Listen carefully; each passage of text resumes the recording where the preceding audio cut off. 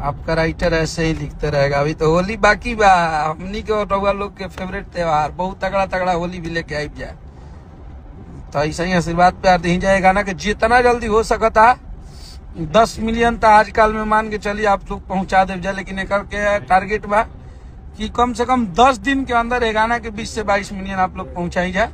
अगर बात बहुत जल्दी हमने के 50 मिलियन के केक काटल जाए, वही टाइम होली के भी केक काटल जाए। तो ऐसा ही आशीर्वाद प्यार बनौले रही जा। अजीत मेरा भाई, Ajit Iran, love you too मेरा बच्चा। और इस गाने को खूब आशीर्वाद प्यार दीजिए, खूब स्नेह दीजिए कि ये गाना अपने आप में एक ब्लॉकबस्टर साबित हो, पब्लिक का भर भर के प्यार मिले। बस हमारे लिए यही सब कुछ है। तो आप सबका आशीर्वाद प्यार बना रहे, हम सबका मेहनत ऐसे ही जारी रहेगा। होली हिट मशीन का बज गया है, लाइव में बोल रहे हैं डार्लिंग, टेंशन नहीं है। गर्दा गर्दा होली बना है, एक नहीं बहुत सारा। आप लोग बस थोड़ा सा धैर्य रखिए, 1-2 दिन में आप सबको होली भी सुनने को मिलेगा।